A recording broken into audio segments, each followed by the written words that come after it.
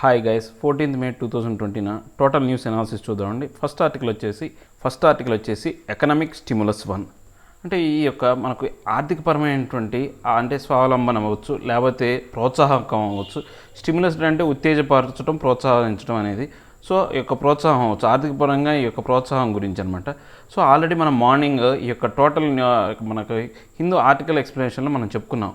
ఒక 20 lakhs crore అనేది ఈ యొక్క మన ప్రధాని నరేంద్ర మోడీ అమౌంట్ని అనౌన్స్ చేశారు. దేని కింద? ఆత్మనిర్భర్ భారత్ అభియాన్ అనే స్కీమ్ కింద, అనే పాలసీ కింద 20 లక్షల కోట్ల రూపాయల అమౌంట్ని రిలీజ్ చేశారన్నమాట. దాంట్లో ముఖ్యంగా వేటి మీద కాన్సన్ట్రేషన్ ఉందంటే MSMEs, micro small medium enterprises, వాటితో పాటు ఇంకా ఏమేంటి non banking sector, financial sectors ఏవైతే ఉన్నాయో వాటిలో లిక్విడిటీ ఫ్లో కోసం ఈ యొక్క అమౌంట్ని రిలీజ్ చేశారన్నమాట. ముఖ్యంగా దీనికి సంబంధించి కోవిడ్-19 వల్ల ఆర్థికంగా మన భారతదేశం అనేది చాలా వరకు దెబ్బతిన్నది. ఈ లాక్డౌన్ కారణంగా ఆల్రెడీ మన ఆర్థికంగా ఇబ్బందులు పడుతున్నాం. ఆ తర్వాత ఈ లాక్డౌన్ రావడం వల్ల పూర్తిగా ఈ యొక్క ఎకానమీ అనేది పూర్తిగా దెబ్బతిన్నది. దీని గురించి మార్నింగ్ ఇన్ డీటెయిల్గా చెప్పుకున్నాం. ఒకసారి దాంట్లో కూడా చూడండి. దీంట్లో కూడా మళ్ళీ ఇచ్చారన్నమాట ఏ సెక్టర్ ఇక్కడ 3 lakh crore అని చెప్పేసి. సో ఎంతవరకు ఇచ్చారు? ఎంప్లాయీస్కి ట్యాక్స్ ఎగ్జంప్షన్ సంబంధించి అక్కడ ట్యాక్స్ డేట్ని 30th November వరకు పెంచారు, 30th November వరకు పెంచారనమాట. సో ఎవరైతే ట్యాక్స్ రిటర్న్స్ ఫైల్ చేయాల్సిన వాళ్ళు November 30 లోపు ఫైల్ చేసుకోవచ్చు అనమాట. ఇలాంటి అంశాలన్నీ కూడా ఇంపార్టెంట్ అంశాలన్నీ కూడా డీటెయిల్గా చెప్పారండి. ఒకసారి చూడండి. Army proposal of 3-year tenure for civilians అంటే ఇప్పుడు ఇది ఒక గొప్పదైనటువంటి ఒక కొత్త విధానం అనమాట. ఎవరైనా సరే, భారతదేశ పౌరుడు ఎవరైనా సరే తన యొక్క ఎడ్యుకేషన్ అంటే ఒక విద్యా విధానం అయిపోయిన తర్వాత, ఆ యొక్క డిగ్రీ పట్టా పొందిన తర్వాత అతని యొక్క చదువుకి బేస్ మీద ఆధారంగా తీసుకొని అతనికి 3 ఏళ్ల పాటు ఆర్మీలో ఏదైతే అతన్ని 3 ఏళ్ల పాటు ఆర్మీలో పనిచేసే విధంగా కొత్త చట్టాన్ని తీసుకురావాలని చూస్తున్నాను అనమాట. ఇది చాలా మంచి చట్టం అండి. దీనివల్ల చాలా మంచి ప్రయోజనాలు ఉన్నాయి. సో చూద్దాం. Why in news recently the army has proposed 3 years of voluntary tour of duty, TOD, tour of duty అంటే వాలంటరీగా దీనికి మనం ఏమీ అంటే అప్లై చేసుకోవాల్సిన అవసరం లేదు. ఖచ్చితంగా జాబ్ సంపాదించాలా, కాంపిటేటివ్లో నిలబడాలా, ఈ కాంపిటీషన్లో నిలబడాల్సిన అవసరం లేదు. Tour of duty for civilians on A trial basis అంటే ఇప్పుడు మన యొక్క భారతదేశ ఎవరైతే ఈ యొక్క పౌరులు ఎవరైతే ఉన్నారో, ఆ సివిలియన్స్ ఎవరైతే ఉన్నారో వాళ్ళని ట్రయల్ బేసిస్ మీద టూర్ ఆఫ్ డ్యూటీ కింద ఒక 3 సంవత్సరాల పాటు ఆర్మీలో తీసుకుంటారనమాట. ఇది నీకు ప్రపోజల్ చూద్దాం.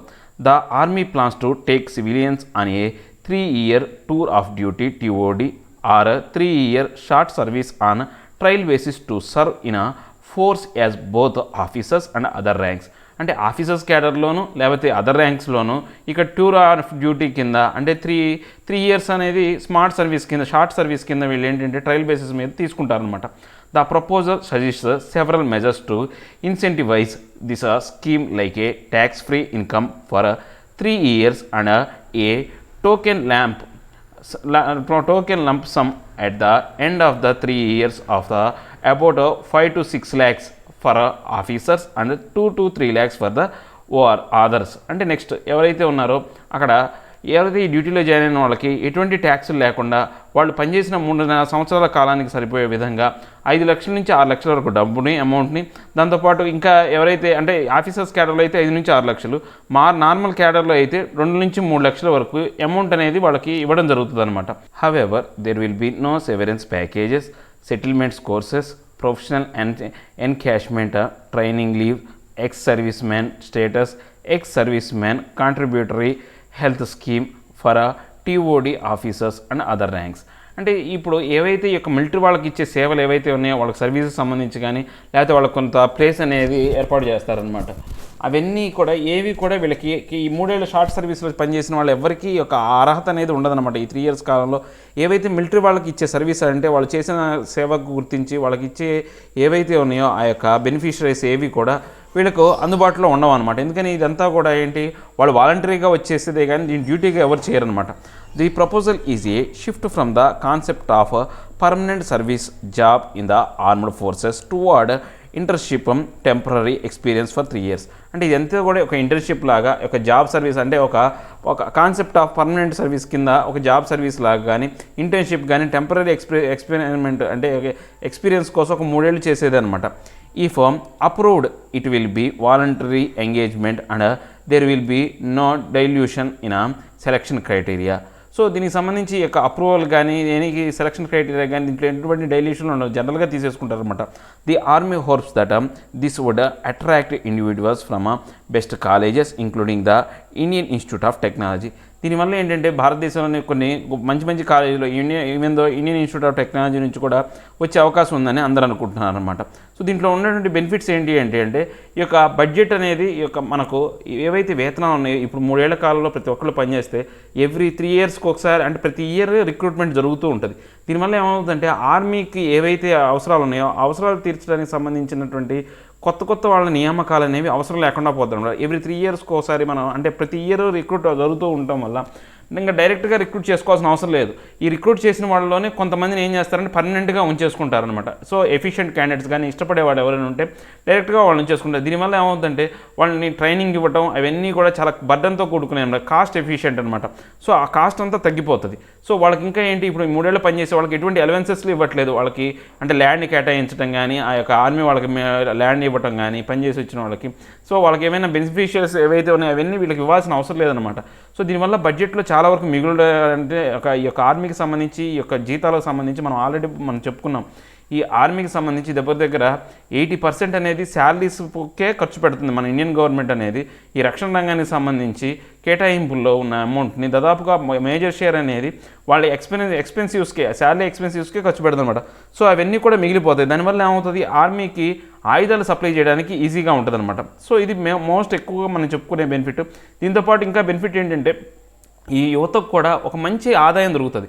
అంతే కదా, జాబ్ అయిపోగానే ఎవరికి అంటే ఉద్యోగం చదువు అయిపోగానే జాబ్ ఎవరికి కొంతమందికి రాకపోవచ్చు, అంటే చాలామందికి వస్తుంది, సో కొంతమందికి రాకపోవచ్చు. అలాంటి వాళ్ళని ఒక 3 ఏళ్ల పాటు సర్వీస్లో ఉంచి వాళ్ళు ఒక ఆఫీసర్ క్యాడర్లో ఉంటే ఇంకా 5 లక్షల నుంచి 6 లక్షల వరకు డబ్బు, లేదా వాళ్ళు ఏదైనా అదర్ క్యాడర్లో ఉన్న 2 నుంచి 3 లక్షలు డబ్బు ఇస్తే వాడు ఇనీషియల్గా ఏదైనా తను సొంతగా స్టార్ట్అప్ చేసుకోవడానికి ఉపయోగపడుతుంది. సో అక్కడ ట్రైన్ అయ్యి వచ్చిన వాళ్ళు ఏమవుతారు, వాళ్ళు డిసిప్లైన్డ్గా ఉంటారు. సో అక్కడ సమాజం గురించి మనకు తెలుస్తుంది. సో మనం నీతిగా నిజాయితీగా సో సొసైటీ అనేది చాలా వరకు మార్పు వస్తుందనే ఉద్దేశంతో చేస్తున్నాను. నేను కూడా అలానే ఫీల్ అవుతున్నాను. ఒకసారి చదవండి ఇన్ డీటెయిల్గా దీని గురించి ఇన్ఫర్మేషన్ కూడా ఇచ్చారు. Next US Israel talks on west bank annexation.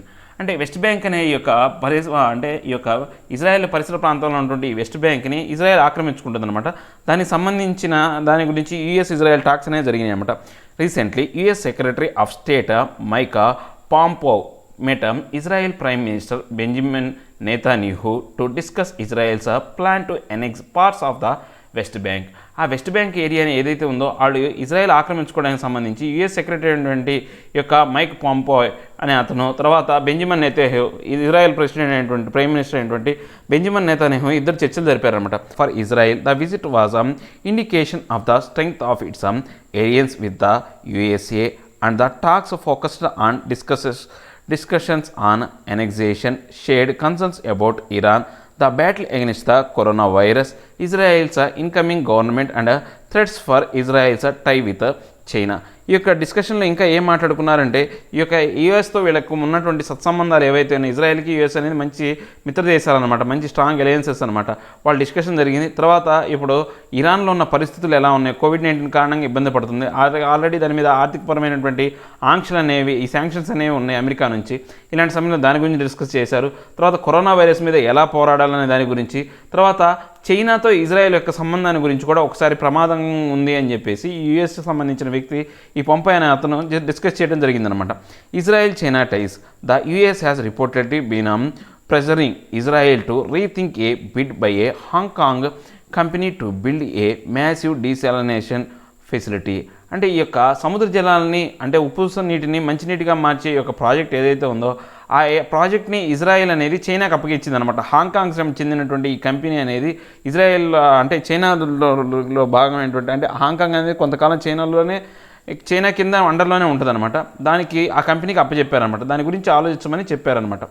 So ఇంక ఈ వెస్ట్ బ్యాంక్ గురించి ఏంటి, ఈ యొక్క వెస్ట్ బ్యాంక్ అనేది ఇక్కడ చూడండి ఇజ్రాయెల్ అనేది. సో ఫస్ట్ ఇజ్రాయెల్ స్టార్ట్ అయినప్పుడు చాలా చిన్న దేశం అండి. ఈ ఇజ్రాయెల్ అనేది పూర్తిగా ఆ యొక్క జెరూసలేం ఏరియా వరకు పూర్తిగా ఏదైతే పాలస్తీనాన్ని ఆక్రమించుకుని పూర్తిగా ఈ యొక్క ఇంత పెద్ద దేశంగా అయింది. స్టార్ట్ అయ్యేటప్పుడు చాలా చిన్నదనమాట. మొన్న గాజా స్ట్రిప్ గురించి కూడా చాలా వరకు ఇష్యూస్ వచ్చినాయి అనమాట. ఇప్పుడు ఈ యొక్క వెస్ట్ బ్యాంక్ అనేది చూసారు కదా, ఈ యొక్క పింక్ కలర్లో ఉన్నదంతా కూడా వెస్ట్ బ్యాంక్ అనమాట. ఈ వెస్ట్ బ్యాంక్ని ఆక్రమించుకోవాలా, ఆల్రెడీ జెరూసలేంని వాళ్ళ యొక్క రాజధానిగా డిక్లేర్ చేశారు. యుఎస్ కూడా అది జెరూసలేం అనేది ఇజ్రాయెల్లో భాగం అని చెప్పేసి ట్రంప్ కూడా చెప్పడం జరిగిందనమాట. నెక్స్ట్ మనం ఇజ్రాయెల్ బార్డర్స్ కనుక చూసుకుంటే ఈజిప్ట్ ఉంది, జోర్డాన్ ఉంది, నెక్స్ట్ ఇజ్రాయెల్ బార్డర్ కంట్రీస్. ఇది మెరిడియన్ సీడ్ అనేది కూడా దీనికి ఇజ్రాయెల్ బార్డర్లో ఉంది. తర్వాత నెక్స్ట్ లెబనాన్ ఒకటి, సిరియా కూడా ఈ యొక్క ఇజ్రాయెల్ అనేది ఈ ఇజ్రాయెల్ దేశానికి బార్డర్స్ అనమాట, బార్డర్ స్టేట్స్ అనమాట.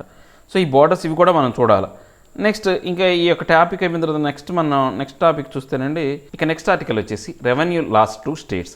అంటే ఆర్థికంగా రాష్ట్రాలు అనేవి చితికిపోతాయి అనమాట. ఎందుకంటే లాక్డౌన్ కారణంగా పూర్తిగా రాష్ట్రాల యొక్క ఆదాయం అనేది పూర్తిగా పడిపోయింది అనమాట. According to estimates from the India ratings and research, the COVID-19 lockdown has caused 21 major states to suffer A collective revenue loss of about 97,100 crores from the month of April. ఈ COVID-19 కారణంగా 21 పెద్ద అంటే major states అయినటువంటి మన భారతదేశంలో major states నుంచి 97,100 కోట్ల రూపాయలు ఏవైతే ఉందో అమౌంట్ అనేది ఏప్రిల్లో నష్టపోయామన్నమాట. Key points: the lockdown cause disruptions to production, supply chain, trade and total washout of activities in aviation, tourism, hotels and hospitality. ఇప్పుడు ఈ లాక్డౌన్ కారణంగా ఏం జరిగింది, పూర్తిగా అన్ని సప్లైస్ అనేవి, సప్లై చైన్ ఆగిపోయింది, ట్రేడ్ ఆగిపోయింది, టోటల్గా అన్ని వాష్అవుట్ అయిపోయినాయి అన్నమాట. యాక్టివిటీస్ ఏవైతే ఉన్నాయో, ఏవియేషన్ అంటే ఈ యొక్క విమాన మార్గాలు అనేవి, టూరిజానికి సంబంధించి విమాన మార్గాలు లేదంటే ఆల్రెడీ ఇంటర్నేషనల్ టూరిజం అనేది జరగదు, వేరే దేశాల నుంచి టూరిస్టులు రారు. తర్వాత హోటల్స్, ఆ టూరిస్టులు రాకపోతే హోటల్స్ అనేవి పూర్తిగా క్లోజ్ అయిపోతాయి అనమాట. హాస్పిటాలిటీ అంటే ఏంటంటే వాళ్ళకి సౌకర్యాలు కల్పించడం అనమాట, ఏది ఫుడ్ సెక్షన్ కావచ్చు, ఏదైనా కావచ్చు. ఈ సెక్టర్ అన్నీ కూడా ఒకదాని మీద ఒకటి ఇంటర్లింక్ అనమాట, అవన్నీ కూడా పూర్తిగా దెబ్బతిన్నాయి అనమాట.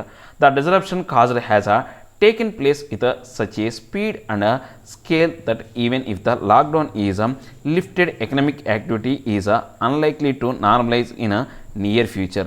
అంటే ఈ యొక్క రాబోయే కాలంలో కూడా ఈ యొక్క లాక్డౌన్ వల్ల ఈ యొక్క ఎకనామిక్ యాక్టివిటీస్ అన్ని తిరిగి పునరుద్ధరింపబడినప్పటికీ కూడా అంత స్థాయిలో, పూర్తి స్థాయిలో బాగా ఉండదన్నమాట, ఇంతకుముందున్న స్థాయిలో ఉండకపోవచ్చు.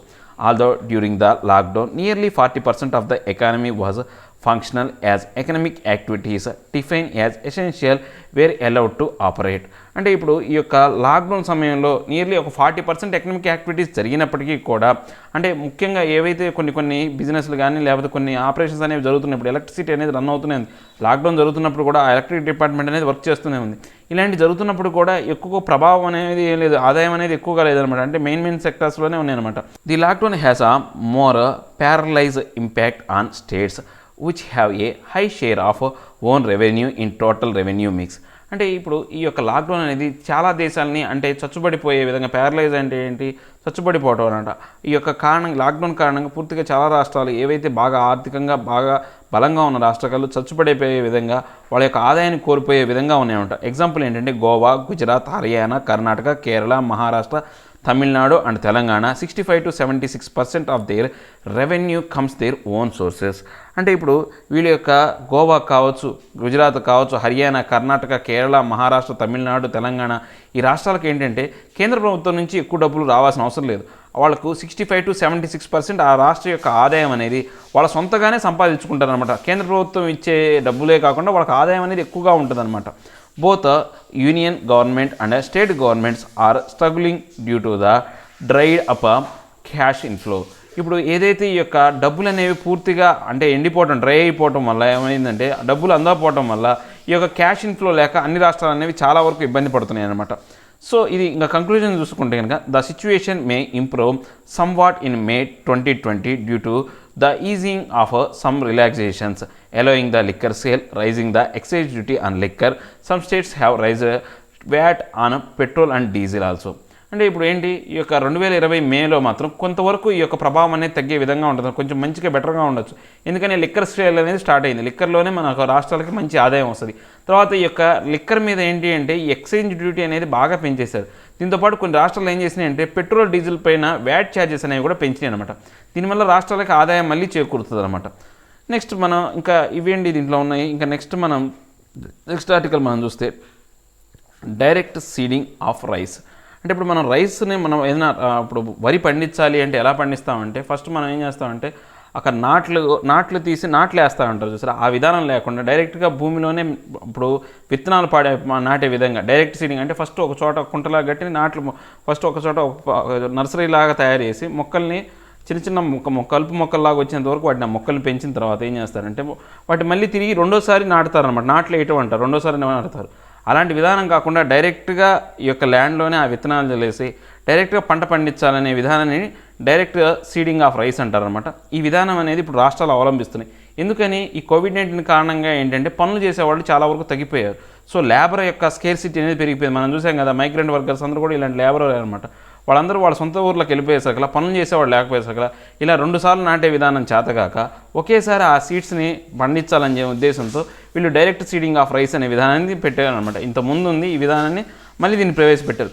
Due to labour shortage in 2 granary states of Punjab and Haryana, farmers are now being encouraged to adopt direct seeding of rice DSR in place of conventional transplanting. అంటే ఇప్పుడు ఈ యొక్క మన రైస్ బౌల్స్ అనమాట, మన భారతదేశానికి గ్రానరీ స్టేట్స్ అంటాం. వీటిని పంజాబ్ ఒకటి, హర్యానా ఒకటి. అక్కడ ఎవరైతే లేబర్ల యొక్క షార్టేజ్ ఉండటం వల్ల డైరెక్ట్ సీడింగ్ ఆఫ్ రైస్ అనేది ప్రవేశపెట్టారన్నమాట. ఇంతకుముందు కన్వెన్షన్ అనమాట, అంటే సాంప్రదాయంగా ఆ యొక్క మొక్కలు నాటే విధానం కాకుండా ఇప్పుడు డైరెక్ట్ సీడింగ్ ఆఫ్ రైస్ అనే దాన్ని మొదలుపెట్టారు. COVID-19 pandemic has led the laborers to reverse migrate to their villages, which has created a shortage of laborers. అంటే ఇప్పుడు ఈ కోవిడ్-19 వల్ల ఏమైంది, అందరూ వాళ్ళ యొక్క సొంత గ్రామాలకు వెళ్ళిపోయారు. ఈ యొక్క మైగ్రెంట్ వర్కర్స్ అందరూ కూడా రివర్స్ వాళ్ళ ఇంటికి వెళ్ళిపోవడం వల్ల పూర్తిగా ఈ యొక్క లేబర్ షార్టేజ్ అనేది వచ్చిందనమాట. సో ఇక్కడ నార్మల్ ట్రాన్స్ప్లాంటేషన్ ఏంటి, తర్వాత డైరెక్ట్ సీడింగ్ ప్రాసెస్ ఏంటి, అదంతా కూడా ఇన్ డీటెయిల్గా చెప్పాడు. ఒకసారి మనకు ఆ యొక్క ఇంపాక్ట్ మనకు తెలిస్తే చాలు, వాళ్ళు ఏ విధానం చేస్తున్నారు. నెక్స్ట్ ఇంటిగ్రేటెడ్ బ్యాటిల్ గ్రూప్స్ అనమాట. ఈ యొక్క ఇంటిగ్రేటెడ్ బ్యాటిల్ గ్రూప్స్ అనేవి మన ఆర్మీలో కొన్ని అంటే ఈ యొక్క బ్యాటిల్ సంబంధించినవి అనమాట. గ్రూప్స్ అనేవి వాళ్ళ యొక్క ట్రైనింగ్ అనమాట. ఆ ట్రైనింగ్ సంబంధించి కొన్ని ఆపరేషన్స్ అనేవి చేస్తూ ఉంటారు అనమాట బ్యాటిల్ ఫీల్డ్ అనేది. చూద్దాం ఒకసారి. Recently the army chief said that a comprehensive testing of integrated battle groups has concluded but its roll out has been delayed due to the corona virus pandemic. అంటే ఈ యొక్క కాంప్రహెన్సివ్ టెస్టింగ్ అనమాట, వీళ్ళకి సంబంధించి test చేసడానికి సంబంధించి integrated battle groups ఏవైతే ఉన్నాయో వాటిని ఆ యొక్క ఆపరేషన్స్ కండక్ట్ చేశారనమాట. అవి ఆల్రెడీ అయిపోయినాయి. సో ఆ యొక్క విధానం అనేది ఇంకా కొంతవరకు బయట పెట్టకుండా డిలే అయిందనమాట, ఇది కరోనా వైరస్ పెండమిక్ కారణంగా. సో ఇది యొక్క ఇంటిగ్రేటెడ్ బ్యాటిల్ గ్రూప్స్. దీని కీ పాయింట్స్ చూద్దాం. IBGs are brigade sized angel self sufficient combat formation which can swiftly launch strike against adversaries. అంటే వీళ్ళు ఏంటి అంటే ఈ యొక్క ఏంటంటే విపత్తు సమయంలో కావచ్చు, లేకపోతే ఈ యొక్క యుద్ధ సమయంలో ఈ యొక్క కంబాట్ ఫీల్డ్స్ అనమాట, వీళ్ళే యుద్ధం చేసి ఈ యొక్క ఏవైతే ఒక పరిస్థితుల్ని డిసడ్వాంటేజ్గా ఉన్న పరిస్థితుల్ని అనుకూలంగా తయారు చేసే విధంగా చూస్తారన్నమాట. IBGs can be mobilised within 12 to 48 hours based on the location. అంటే ఈ యొక్క IBG అనేది ఈ గ్రూప్స్ అనేవి విత్ ఇన్ 12 to 48 అవర్స్లోనే వాళ్ళు అక్కడ బలగాలు సమకూర్చే విధంగా అక్కడ ఆపరేషన్ చేసుకుంటూ ఉంటారనమాట. Each IBG would be organised on the basis of threat, terrain and task and rescue to each battle group will be allocated on the basis of 3 Ts. అంటే వీళ్ళ యొక్క బ్యాటిల్ ఫీల్డ్లో 3 విధానం ఉంటుంది అనమాట. Threat, terrain, task. ఈ 3 అంశాలను ఉద్దేశించి అండ్ 3 Tsను ఉపయోగించి ఈ బ్యాటిల్ గ్రూప్ అనేది వాళ్ళ యొక్క రిసోర్సెస్ అనేవి ఏర్పాటు చేస్తారనమాట. వాళ్ళకంటే ఏదైనా ప్రమాదం జరిగింది, థ్రెట్ అనేది జరిగింది, ఆ థ్రెట్ ఏరియా, టెరైన్ ఏ పరిసర ప్రాంతాల్లో జరుగుతుంది, ఆ పరిసర ప్రాంతాల్లో జరిగిన విషయాన్ని టెరైన్ అంటాం. తర్వాత టాస్క్ అంటే వాళ్ళు ఏ పని చేస్తున్నారు, ఆ యొక్క థ్రెట్ నుంచి వీళ్ళని బయటపడడానికి ఎలాంటి టాస్క్ ఉపయోగిస్తున్నారనే ఈ 3T విధానం అనేది ఉందన్నమాట. Each IBG will be headed by a major general. ప్రతి ఒక్క IBGకి హెడ్ ఎవరు ఉంటారంటే ఒక మేజర్ జనరల్ అనేవాడు ఉంటాడనమాట. IBGs have been classified into defence and offensive. ఇక అంటే ఈ యొక్క IBG అనేది 2 రకాలుగా క్లాసిఫై చేస్తారనమాట. డిఫెన్సివ్ గాను, అఫెన్సివ్ గాను. అంటే ఇప్పుడు డిఫెన్సివ్ అంటే రక్షణాత్మకంగా ఉండేది, అఫెన్సివ్ అంటే ఏంటంటే ఎదుటివాడిని దాడి చేయడం అనమాట. ఇలాంటి 2 రకాల విధానాలతో వీళ్ళు ఈ యొక్క ఉంటుంది అనమాట. డిఫెన్స్ IBG ఉంటుంది, అఫెన్సివ్ IBG ఉంటుంది అనమాట. నెక్స్ట్ ఆర్టికల్ వచ్చేసి river Neela. YE News. Recently, the Ministry of Tourism organized a webinar exploring River Neela as a part of a Dekho Apna Dash webinar series. అంటే ఈ యొక్క దేఖో అప్నా దేశ్ webinar series క్రింద ఈ యొక్క river నీలా అనే రివర్ని గురించి ఈ యొక్క వెబినార్ సిరీస్ అనేది మన భారతదేశానికి సంబంధించి మినిస్టర్ ఆఫ్ టూరిజం అనేది స్టార్ట్ చేసిందనమాట. River Nila is known as Bharathapuzha and Ponnani. ఈ యొక్క రివర్ నీలాని మనం ఏమంటామంటే భరత పూజ లేదా పొన్నని అంటామంట. ఆరిజిన్ ఎక్కడ అంటే Amaravathipuzha originating from Thirumurthy hills of Anamalai in Tamil Nadu join with Kalpathipuzha at Parali in Palakkad district from the Nila. ఇక్కడ ఇంకా ఎక్కడ ఆరిజిన్ ఎక్కడంటే అమరావతి పుజ అనే ఏరియా నుంచిలోను, తర్వాత అది ఎక్కడ తమిళనాడులో ఉందన్నమాట ఆరిజిన్ అనేది, దీని ఆరిజిన్ సంబంధించి. డ్రైనేజ్ ఏరియా ఎక్కడ ప్రవహిస్తుంది, డ్రైనేజ్ అంటే ఎక్కడ ప్రవహిస్తూ ఉంటుంది అనమాట, కేరళలోను తమిళనాడులోనూ ప్రవహిస్తూ ఉంటుంది అనమాట. దీని మెయిన్ ట్రిబ్యూటరీస్ చూస్తే కనుక అన్నాడి పూజ అంటే చిత్తూరు పూజ అంటాం దీన్ని, కలపతి పూజ, కొర పూజ, నెక్స్ట్ గాయత్రి పూజ అండ్ తుత్త పూజ. అంటే ఇవన్నీ కూడా ఈ యొక్క పూజ అనేవి వచ్చినాయి అంటే పూర్తిగా దీన్ని మనం ఇలా ఈ యొక్క లింక్ వార్డ్లానే గుర్తుపెట్టుకోవాలి. అమరావతి పూజకి సంబంధించి ఈ యొక్క ఈ నీలాకి సంబంధించిన రివర్కి సంబంధించి దాని ట్రిబ్యూటరీస్ అన్నీ కూడా. Malampuzha dam is a largest among the reservoirs built across Bharathapuzha. Malampuzha dam అనేది ఈ యొక్క భరత పూజ అనే యొక్క నది మీద కట్టిన అత్యంత పెద్దదైనటువంటి డ్యామ్ అనమాట. ఇక నెక్స్ట్ వస్తే కనుక national biomedical resources indigenisation consortium. అంటే ఈ యొక్క బయోమెడికల్కి సంబంధించినటువంటి ఈ యొక్క రిసోర్సెస్ ఏవైతే ఉన్నాయో వాటిని దేశీయంగా తీసుకురావాలని చెప్పేసి ఒక విధానాన్ని ప్రవేశపెట్టారనమాట, ఒక ఆర్డినెన్స్ని తీసుకొచ్చారనమాట.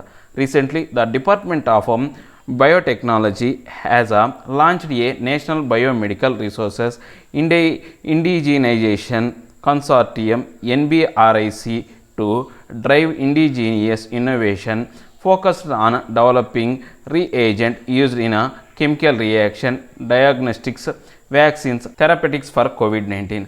అంటే ఈ యొక్క ఇండిజినియస్గా దేశీయంగా తయారైన వాటితో ఉపయోగించి కెమికల్స్ కానీ, డయాగ్నోస్టిక్స్ కానీ, లేకపోతే వ్యాక్సిన్స్ కానీ, ఈ యొక్క థెరపీస్ ఏవైతే ఉన్నాయో అవన్నీ కూడా COVID-19 సంబంధించిన అన్నీ కూడా national biomedical resource indigenisation consortium అనేది NBRIC అనేది ఒక డ్రైవ్ని కండక్ట్ చేస్తుందన్నమాట. It is a public private partnership hosted and led by the centre for cellular and molecular platforms. అంటే ఇది పబ్లిక్ అండ్ ప్రైవేట్ పార్ట్నర్షిప్ అనమాట. అంటే గవర్నమెంట్, ప్రైవేట్ వ్యక్తులు ఇద్దరు కలిసి PPP భాగస్వామ్య రూపంలో ఇక centre for cellular and molecular platform కింద CC క్యాంప్ కింద దీన్ని తయారు చేస్తున్నారనమాట.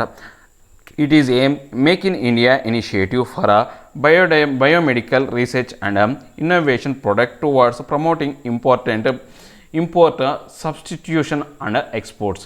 అంటే ఈ యొక్క మేక్ ఇన్ ఇండియాలో భాగంగా ఈ యొక్క ప్రోడక్ట్ని తయారు చేయడం కానీ, లేకపోతే ఈ యొక్క ప్రమోట్ చేయడం కానీ, ఇంపోర్ట్ దీనికి సంబంధించిన వాటిని సబ్స్టిట్యూట్స్ ఏవైతే ఉన్నాయో ఇంపోర్ట్ కానీ, ఎక్స్పోర్ట్ కానీ, అంటే వాటికి కావాల్సిన ఏవైతే ఆ యొక్క ప్రోడక్ట్ ఇంపోర్ట్ చేసుకోవటం, ఆ వచ్చిన తర్వాత ఎండ్ ప్రోడక్ట్ని ఎక్స్పోర్ట్ చేయడం అనే అంశం కింద దీన్ని చేస్తున్నాను అనమాట.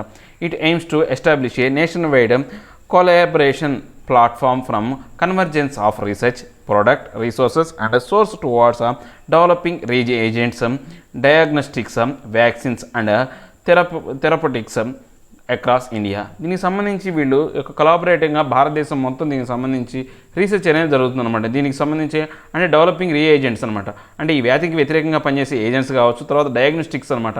ఈ వ్యాధిని కనుక్కోవడానికి ఉపయోగించే ఒక టెస్టింగ్ కిట్స్ అయితే డయాగ్నోస్టిక్స్ అనమాట.